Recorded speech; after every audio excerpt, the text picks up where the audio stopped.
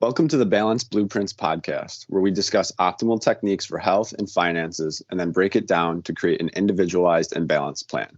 I'm your host, John Proper, here with my co-host, Justin Gaines.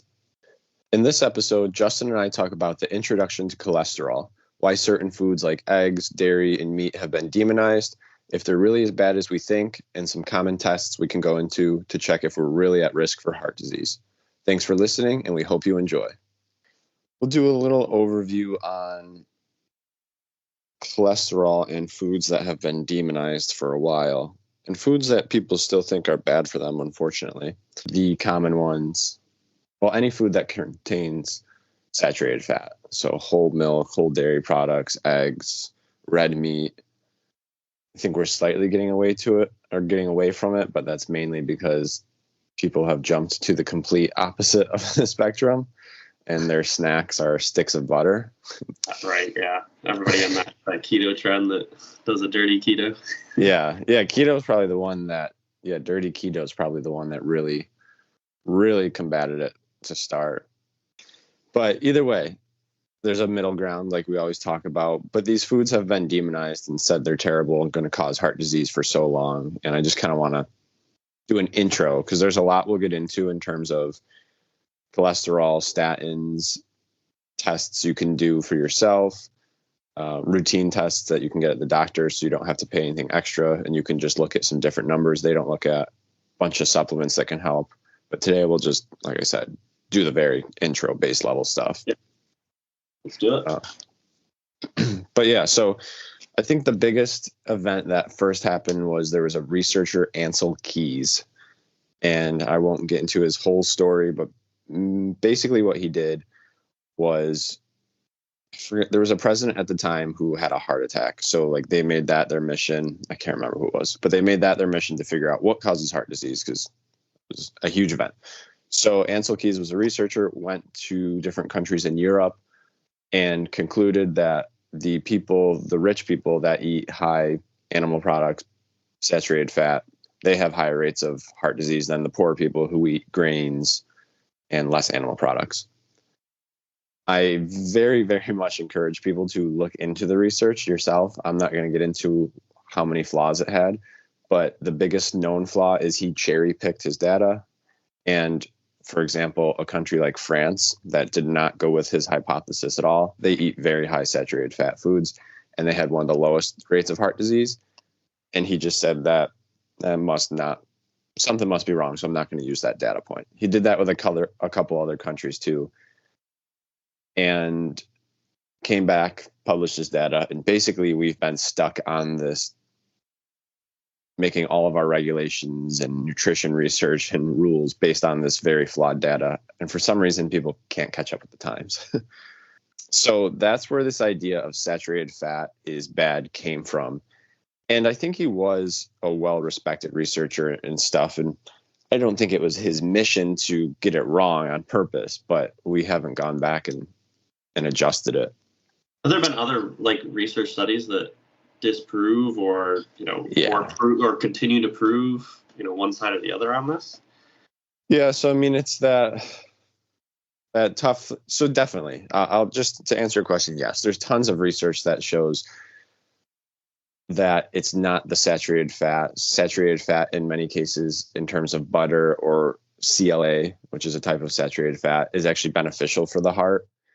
Okay. So there's a lot of science there. And then, you still have funded science. Well, both are funded, both are biased. So you have science on both sides saying it's good, science today coming out saying it's still bad. Right. We should be vegan. And that's where I tell people, mix the science with some common sense and ancestral wisdom. Like Crisco was invented, I think, in the 60s and 70s. So, first of all, if I have to say a food was invented, right, red flag already. right, red flag. And foods that have been around for millennia are being told, we're being told don't eat those. Those cause heart disease. And it's like, do what you want with that. So I mix all of those together because research, unfortunately, these days can be biased. But yes, it is unfortunate that there is the scientific process. However, you can prove whatever you want to prove depending on what you put in as inputs, if you have, a rationale that you're trying to come out with, something you're trying to support. Like you said, what you put in or what you leave out. You know what I mean? Like a lot of people just leave out information, and then it's crazy. So that's all that. Do we know what caused like the flaw in his study? So there's one thing I'll get into next. I think that will help. And then I just think that I'd have to look again. The biggest one is I just know he left out the stuff that didn't agree with his study. So I don't really think he had a strong conclusion of like confirmation bias. Big time. Yeah. He didn't have a strong conclusion of this causes heart disease. He was set in stone on like, this must be it. How do I prove that? And when we do the scientific method, it should be the opposite. It should be open-minded to what is causing this. It could be anything. Right. This is my hypothesis. Let's prove it right or wrong, and then reevaluate the hypothesis. Not this is my outcome. My if we prove it right, will be my outcome. Right. But if we prove it right, and our hypothesis is our outcome, a lot more benefits for us as an individual. Right. Yeah. There's that pride piece. Yeah, and I'm sure money and research, grants. So he'll get all that. Yeah, that's true. I suppose. Yeah, if you can say that I think this is what it is, then now I'm going to prove it. Yeah. So, yes, again, I suggest people to look into that. Tons of information on it. There's so much to learn. I don't want to learn his entire backstory, but I've read it before. There's a lot of good information. And a thing that was widely missed is in the 60s and 70s, when all of this was going on, no one was really focusing on smoking. So smoking was really, I think, also growing at this time. And we know when smoking first came out, there were billboards and ads and doctors promoting it. So it wasn't, and now we know, obviously, it's very bad for you, and it's bad for heart disease and blood pressure. So that was overlooked a lot and could have been another strong player in why maybe we saw rates of heart disease increase at the same time of him looking for a cause. So that's one possible, to also kind of build off your question, is one possible avenue you could go down. Right. Because was he doing his research on like humans as his test group, or was it? Yeah. So it wasn't like it wasn't a research, or it wasn't a study where it was an experiment, double blind. It was all observational study. He just went into human populations in different countries, observed what they ate, and saw if they. Yes. It wasn't. Okay. So it was like Americans have this problem. What is not in diets in countries that don't have this problem, or in areas that don't have this problem? Yeah, pretty much areas. Yeah. Okay. Gotcha. Yeah. So he would be like, oh, this country doesn't have a lot of heart disease. They don't seem to eat a lot of. So there was no control. There was only observation of variables, no control on variables. Yes. Which that's, I'm not saying that to discount all of that, or all of studies that are observational, but they're a starting point. Well, and the issue with observational studies is the inherent bias, especially when you're doing something like that. You're literally taking a map and saying, let's look at the statistic. Let's look at one statistic. Let's look at heart disease and heart attacks, coronary artery disease. Let's look at that. Okay, where is it high? Where is it low? Now let's go observe those people. Right. And you know how many millions of variables are in people's lives? So even just geographic variables. I mean, we're talking 70s, so air pollution wasn't air pollution in the 70s and whatnot would have been still pretty rampant. Indoor and probably would have been worse. Depending on where you were, you could have very rural, outdoorsy places, and then very rampant places with high pollution, and that's not something that would have been taken into consideration. Yeah, a million factors, and that's why it is interesting. Like, there's a lot of books on it, a lot of stories on it, and it's pretty hard when people have even gone through his research and done research on his research to analyze it, and you can read those studies as well, and it doesn't look good for him. So yeah, that's interesting. But that's kind of where all of this, I think, came from. Also, Side note, we did switch forms of light into energy. So like we were burning oils a lot, and the light bulb and electricity, and that stuff became a lot more mainstream. So what you'll hear a lot as well, whether this is true or not, but it does make sense, is the industry that was burning oils for light had a lot of excess oil. Now what do we do with this? Because we switched to electricity, light bulbs, all that.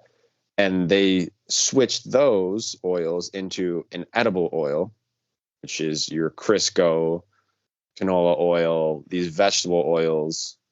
You'll even see videos that vegetable oil, actually its first use was to lubricate engines. So like they had an excess of these oils, and instead of not selling them anymore, they figured out how can we adapt and change them into something we can still sell. So as a business model, A+. Interesting. Yeah. So is that when we saw a change in fast food and fried food as well? Yeah, like McDonald's used to use beef fat, and then they switched to more of the vegetable oils. Way cheaper. They like to, it's promoted as vegetable, and that's why they piggybacked off that research of animal products are bad, eat these vegetable oils that we've made for you. So you can patent those. You can't patent a cow fat. So yeah, those kind of went together. And then another thing that was widely missed was sugar. At this time, again, I encourage people to look into this research. It's crazy. The sugar industry was bribing and putting lots of money towards researchers to make sugar look good, and if it did look bad, to not publish that research.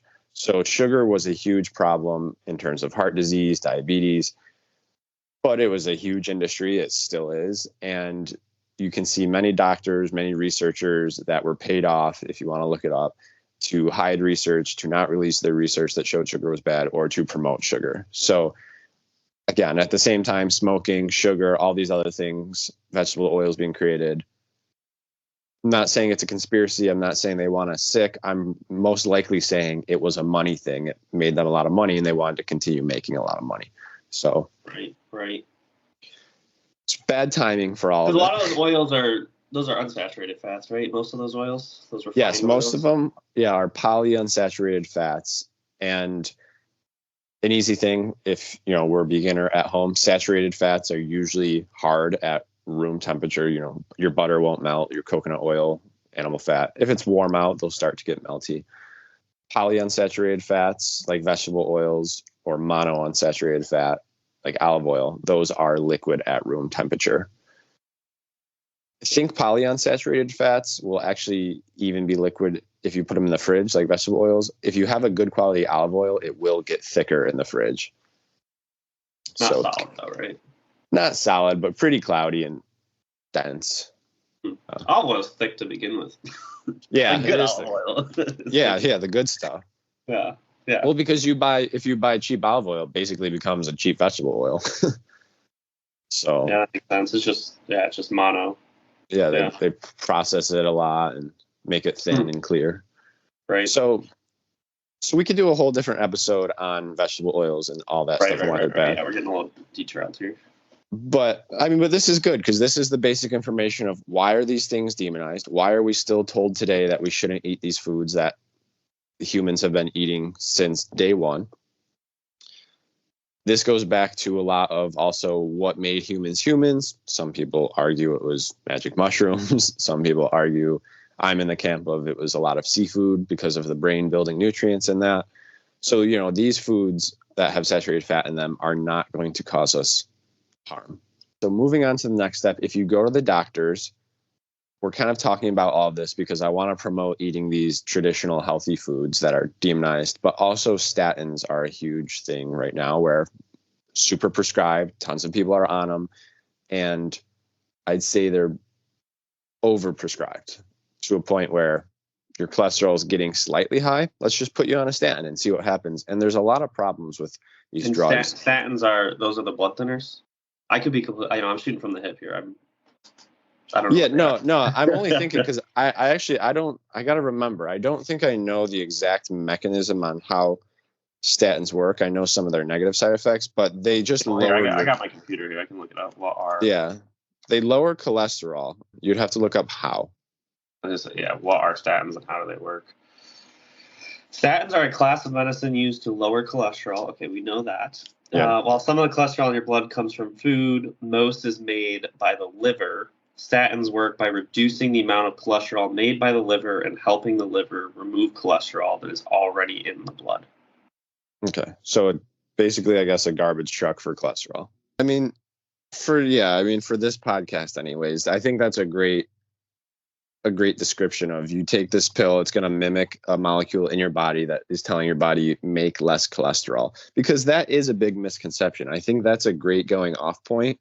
There's a couple here, but first one being is most of your cholesterol comes from being made in the body, not from your food.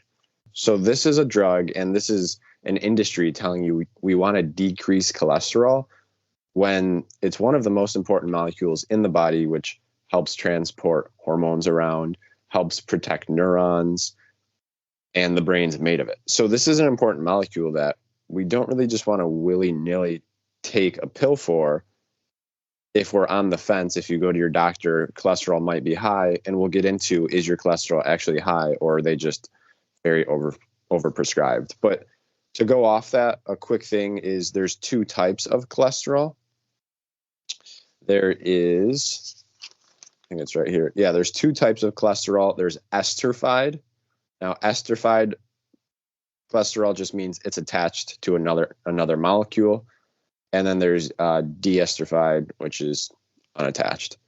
So the body can only use free cholesterol, or deesterified, so it's not attached to another molecule. And in food, most of the cholesterol is esterified. So that means it's a lot harder for the body to use cholesterol from food. Not saying it's impossible, not saying it doesn't have an effect, but it has to uncouple it. Yes. So not only does the body have to deesterify cholesterol from food, that cholesterol then competes with already cholesterol in the body. So it's kind of, I guess I don't really know how to say it in a good way, but its absorption is very poor compared to the cholesterol your liver is already making. So when people put a lot of weight on saturated fat, cholesterol. Well, it sounds like that's how that's why the pill works, is because it binds to it and it makes it so that, it doesn't have something bound to it. And so now your body can't absorb it. Whereas if there wasn't anything bound to it, your body could absorb it, which now makes sense on why it binding to the enzyme is important. Yeah. And 80% of your cholesterol, I know I said the number 80 for that's how much your brain is, but 80% of the cholesterol is made by your intestines and liver. And here's the thing is, if you start to eat a lot of cholesterol, and you haven't before, you start to eat a lot of foods with saturated fat, yes, you may see your cholesterol go up, but the body will then start to make less. It will adjust. So this is a lot of things that people forget about too, is if you're not eating enough cholesterol, which is very damaging, we'll get into that, but your body will ramp up production and make more. If you start to eat more of it because you're getting it from your diet, your body can lower and make less. So a lot of things get missed here with cholesterol tests, which we'll get into. How much diet actually affects your serum cholesterol. Is that really even important? Because we'll talk about different types of cholesterol. Everyone knows LDL and HDL. This is what you get done at the doctor's. But is that even enough information to tell you if you're having problems or not? I'll tell you the answer right now. No, it's not. And I guess this is probably a good jumping off point if we'll just do a quick introduction of all that. So to wrap this up, not go too long, because this is going to be multiple episodes. You'll go to the doctor, say you're worried about your cholesterol. They're going to give you a total cholesterol test, an HDL and LDL. Now, if we think about cholesterol, because that's what, if we boil it down to all of saturated food, the concern is high cholesterol, heart disease, heart failure, death.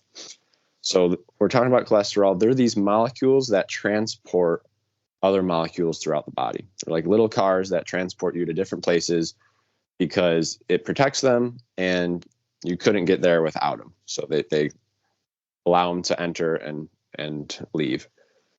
We want these molecules to be nice, big, and fluffy, like clouds.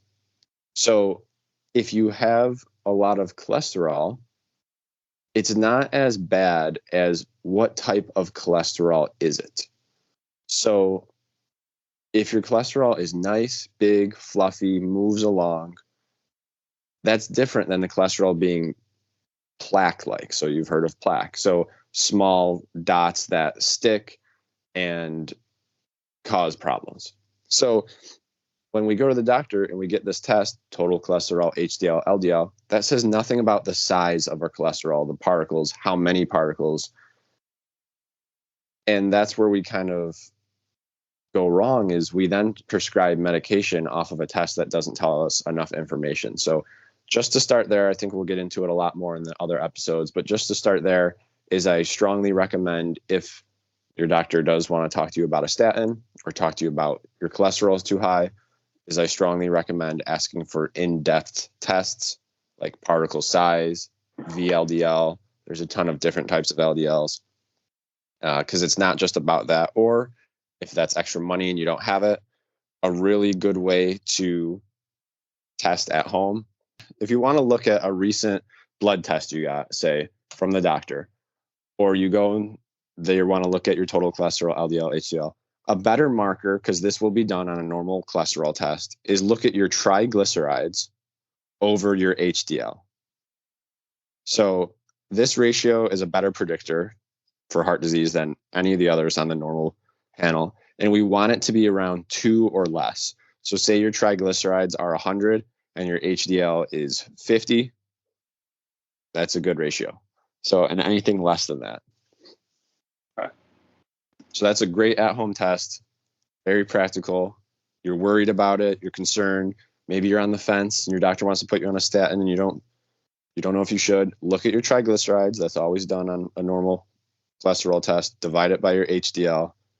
And if it's around 2 or less, you're good to go. It's a better predictor of heart disease. If you're over that, well, the easiest thing we could do is lower triglycerides, and we'll get into that. It's mainly about eating sugar and not fat, as crazy as that sounds. And we might want to split this and bring it back in, but what does cholesterol actually do in the body? So what is its purpose? Why do we need it? Yeah. So the main things I would say is it's a protective molecule. So cholesterol covers neurons. So we know neurons are going to send signals throughout the body. And say if anyone has dealt with nerve pain or something like that, we don't want those nerves being damaged. So cholesterol is one function is it coats neurons, protects them. Another thing is it transports hormones.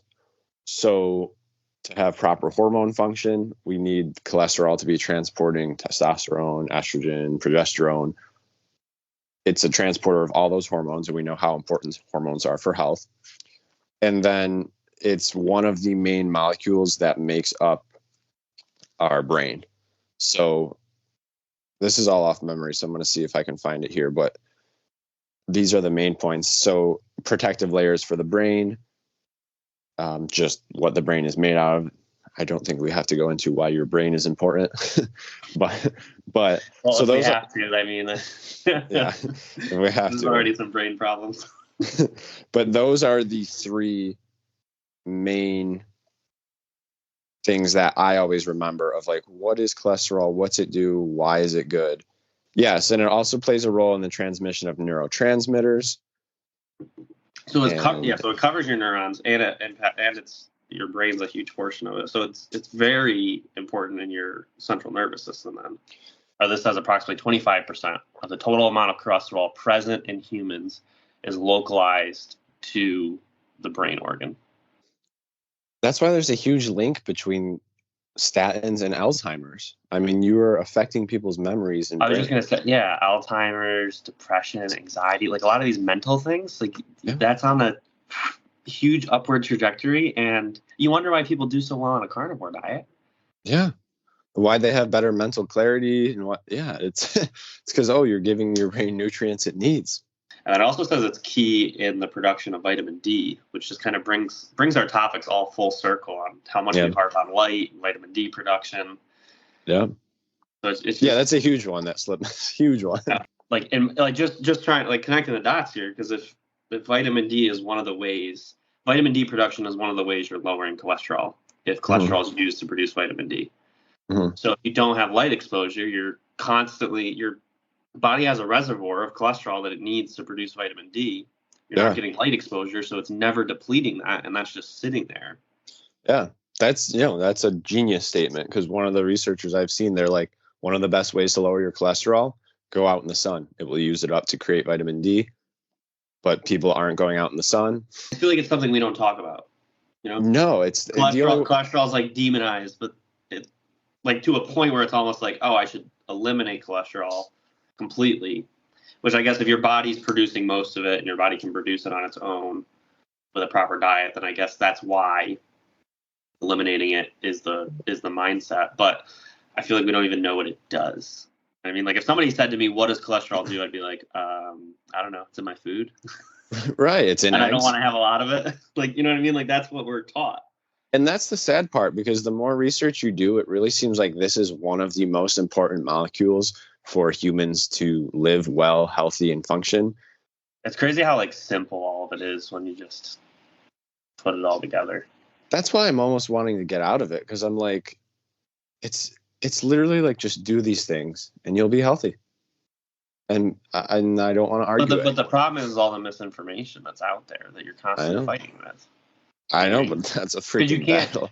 You can't make money off telling people go out in the sun, eat whole foods, and just enjoy life. Like make sure you get 10,000 steps, get an hour of sunlight exposure every day. I'm super excited for our additional parts on this, because it seems like there's a lot to uncover because we're told so little about it.